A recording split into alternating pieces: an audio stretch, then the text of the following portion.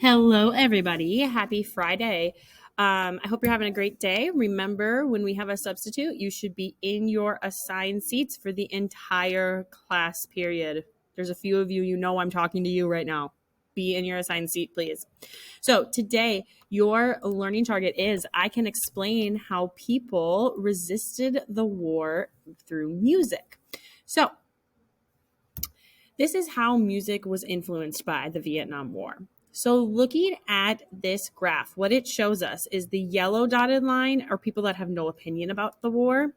The orange dotted line is, yes, they made a mistake, which means they did not support the war. And the blue solid line means no, they did not make a mistake and they support the war.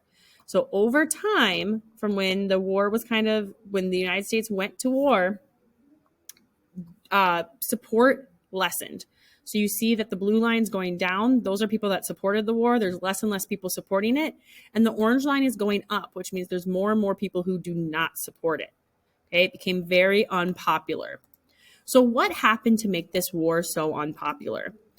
There were a lot of casualties. A casualty is a person killed or injured in a war. So by 1967, 1 year after the war starts, 500,000 US soldiers are in Vietnam. 15,000 soldiers had died and over 100,000 soldiers had been wounded. By the end of the war in 1975, 58,000 US soldiers will be dead. So there was a large amount of casualties, and people were like, why are we fighting this? Why are we letting Americans be killed? Another reason the war was unpopular was fathers know war. So many of the fathers of soldiers who were fighting in Vietnam were in World War II, or they had family die in World War II. They knew war was really horrific, and they didn't want their children to experience war. Another reason was because television. This was the first time that there was live broadcasts from an area that was experienced war.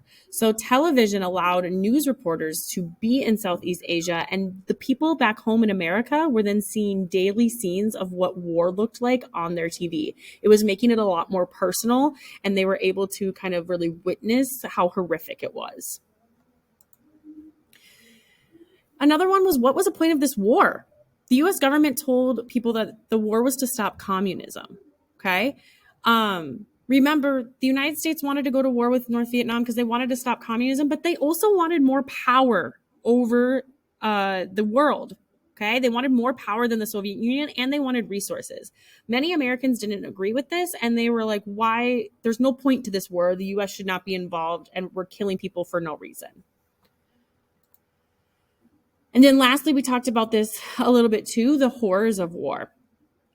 Most of the war took place in tree-covered areas, so a lot of soldiers were often scared of surprise attacks. Young soldiers, 18 years old, were going into war.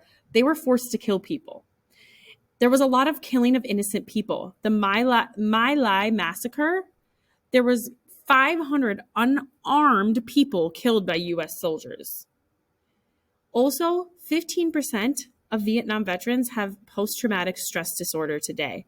So it's affected them decades after they were in war.